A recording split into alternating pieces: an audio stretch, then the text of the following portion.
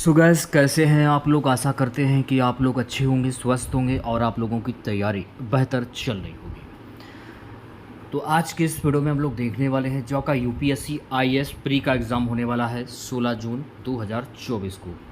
तो देखिए 16 जून को जो आपका एग्ज़ाम होने वाला है, तो जो पेपर फर्स्ट जो आपका आएगा, तो पेपर फर्स्ट के लगभग हम लोग 50 क्वेश्चंस इस वीडियो में डिस्कस करने वाले हैं। तो वीडियो को पूरा देखेगा और जो भी नए बच्चे हैं, जिन लोगों ने अभी तक चैनल को सब्सक्राइब नहीं किया है, तो प्लीज़ चैनल को जरूर सब्सक्राइब करें और नोटिफिकेशन बेल ऑन करना ना भूलें। तो चलिए वीडियो को स्टार्ट करते हैं। आज के सेशन में पहला क्वेश्चन रहेगा, निम्नलिखित कथनों पर विचार कीजिए। इसमें देखिए 4 ऑप्शंस दिए जा रहे हैं इसमें, और इसमें उपयुक्त कथनों में से कौन से सही हैं, इसमें ये पूछा जा रहा है। तो इसमें देखिए जो आपका आधार मेटा डेटा को 3 महीने से अधिक संग्रहित नहीं रखा जा सकता।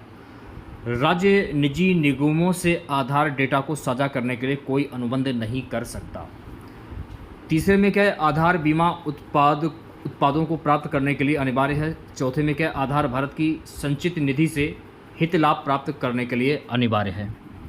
तो इसमें जो आपका बी वाला ऑप्शन जो है आपका, ये बिल्कुल सही हो जाएगा, यानी दूसरा और चौथा ये दोनों सही हो जाएंगे। ठीक है, नेक्स्ट क्वेश्चन देखेगा। अगला क्वेश्चन है गाइस, राज्यसभा की लोकसभा की समान शक्तियां किस क्षेत्र में हैं? राज्यसभा की लोकसभा की समान शक्तियां किस क्षेत्र में हैं? संविधान में संशोधन करने के विषय में। ऑप्शन नंबर वी जो है आपका, ये बिल्कुल सही हो जाएगा। नेक्स्ट क्वेश्चन देखेगा, संसद सदस्य स्थानीय क्षेत्र विकास योजना MPLADS के अंतर्गत निधियों के संदर्भ में निम्नलिखित कथनों में से कौन से कथन सही हैं? तो इसमें जो आपका डी वाला ऑप्शन जो है आपका, ये बिल्कुल सही हो जाएगा। पहला, दूसरा और चौथा। MPLADS निधियां टिकाऊ परिसंपत्तियों जैसे स्वास्थ्य, शिक्षा आदि की भौतिक आधारभूत संरचनाओं के निर्माण में प्रयुक्त हो सकती हैं। दूसरे में क्या है, प्रत्येक सांसद की निधि एक निश्चित अंश अनुसूचित जाति जनजाति जनसंख्या के लाभार्थ प्रयुक्त होना आवश्यक है। चौथे में क्या है, कार्यान्वित हो रहे सभी कार्यों में कम से कम 10% कार्यों का जिला प्राधिकारी द्वारा प्रति वर्ष निरीक्षण करना अनिवार्य है। ठीक है, तो ये पहला, दूसरा और चौथा जो है आपका, जो ये सही हो जाएगा। नेक्स्ट क्वेश्चन देखेगा,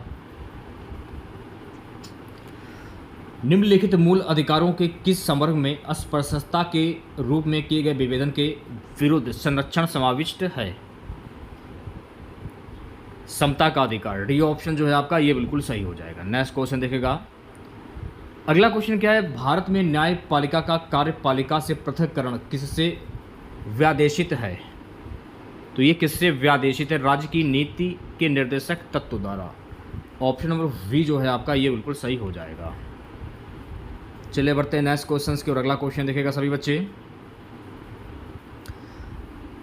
वित्त मंत्री संसद में बजट प्रस्तुत करते हुए उसके साथ अन्य प्रलेख भी प्रस्तुत करते हैं, जिनमें बृहत आर्थिक रूपरेखा विवरण भी सम्मिलित रहता है। यह प्रवुक्त प्रलेख निम्न आदेशन के कारण प्रस्तुत किया जाता है। तो ये प्रस्तुत जो है कि किस लिए किया जाता है? राजकोषीय उत्तरदायित्व एवं बजट प्रबंधन अधिनियम 2003 के प्रावधानों के कारण। ऑप्शन नंबर डी जो है आपका, ये बिल्कुल सही हो जाएगा। नेक्स्ट क्वेश्चन देखेगा, परिभाषा से संवैधानिक सरकार का अर्थ क्या है? परिभाषा से संवैधानिक सरकार का अर्थ क्या है?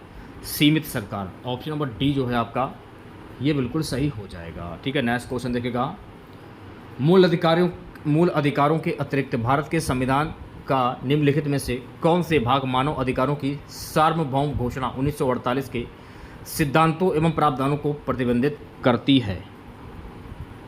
इसमें जो आपका डी वाला ऑप्शन जो है आपका, ये वाला ऑप्शन नंबर डी, ये बिल्कुल सही हो जाएगा। यानी पहला, दूसरा और तीसरा।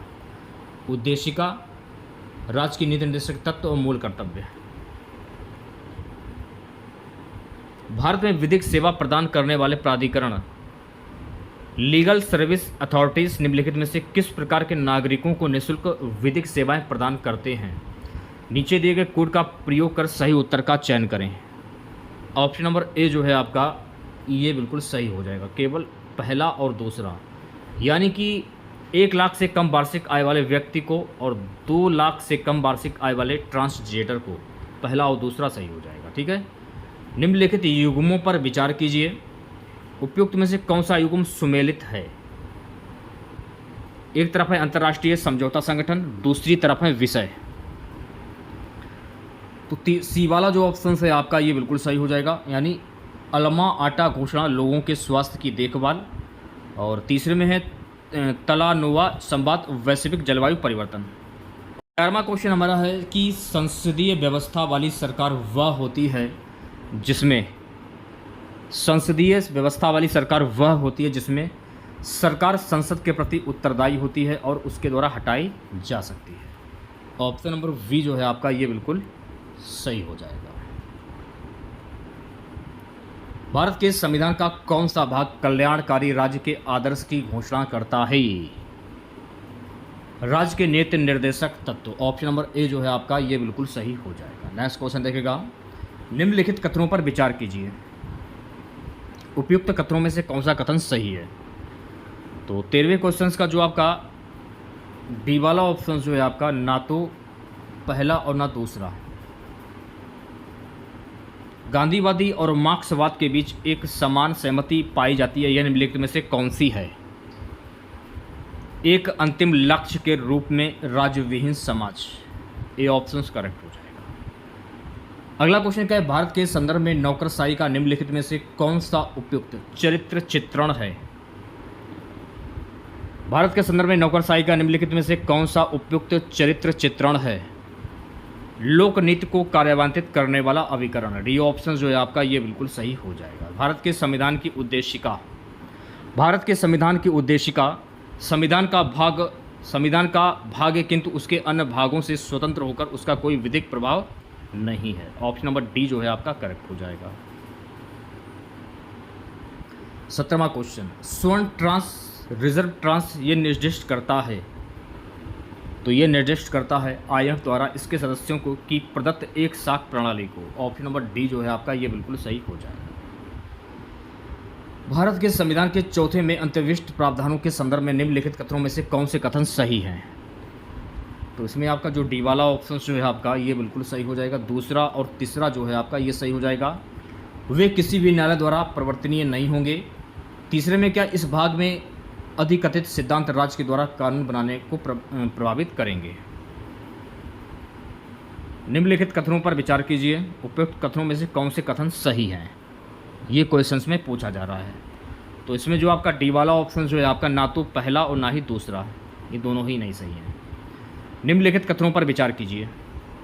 उपयुक्त कथनों में से कौन से कथन सही हैं? सी ऑप्शन जो है आपका ये बिल्कुल सही हो जाएगा, पहला और तीसरा। पहले में क्या है, भारत का राष्ट्रपति ऐसे स्थान पर जिसे वह ठीक समझे संसद का सत्र आहूत-आहन कर सकता है।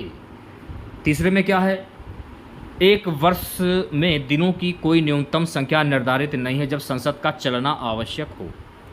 अगला क्वेश्चन, भारत के इतिहास के संदर्भ में निम्नलिखित युग्मों पर विचार कीजिए। उपयुक्त युग्मों में से कौन सा सही सुमेलित है?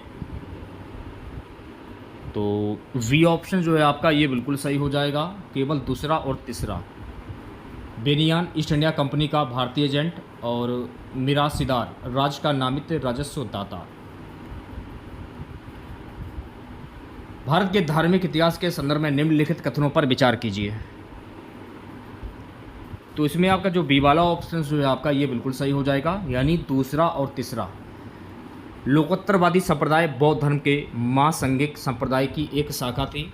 तीसरे में क्या है, महासंघिकों द्वारा बुद्ध के देवत्रापण ने महायान बौद्ध धर्म को प्रोत्साहित किया। 23वां क्वेश्चन, निम्नलिखित में से कौन सा कथन औद्योगिक क्रांति के द्वारा 19वीं शताब्दी के पूर्वार्ध में भारत पर पड़े प्रभाव की सही व्याख्या करता है? ऑप्शन नंबर ए जो है आपका ये बिल्कुल सही हो जाएगा। भारतीय दस्तकारी उद्योग नष्ट हो गए थे। 24वां क्वेश्चन है, भारत के इतिहास में निम्नलिखित घटनाओं पर विचार कीजिए। उपयुक्त घटनाओं का प्राचीन काल से आरंभ कर सही काल अनुक्रम क्या होगा? तो इसमें जो आपका सी वाला ऑप्शन जो है आपका ये बिल्कुल सही हो जाएगा, यानी दूसरा, चौथा, पहला और तीसरा। कैसे ये आप इनको घटनाओं को क्रमबद्ध तरीके से लगाएंगे। देखिए, महेंद्र वर्मन फर्स्ट पहले पे आ जाएगा। उसके बाद चौथा, गोपाल द्वारा पाल राजवंश की संस्थापना। इसके बाद राजा भोज के अधीन प्रतिहारों का उदय। इसके बाद प्रातंक फर्स्ट द्वारा चोल सत्ता की स्थापना।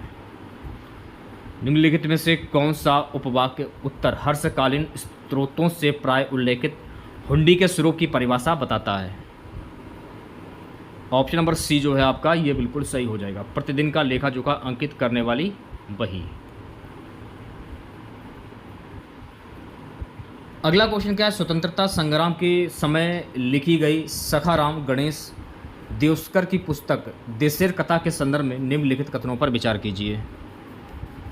तो इसमें जो आपका ए वाला ऑप्शन जो है आपका ये बिल्कुल सही हो जाएगा, यानी पहला और दूसरा। इस पुस्तक ने औपनिवेशिक राज्य द्वारा मस्तिष्क की समूहक विजय के विरोध में चेतावनी दी। दूसरे में इस पुस्तक ने स्वदेशी नुक्कड़ नाटकों तथा लोक गीतों को प्रेरित किया। गांधी रिबन समझौते में निम्नलिखित में से क्या सम्मिलित थे या थे? नीचे दिए गए कोड का प्रयोग उत्तर कीजिए।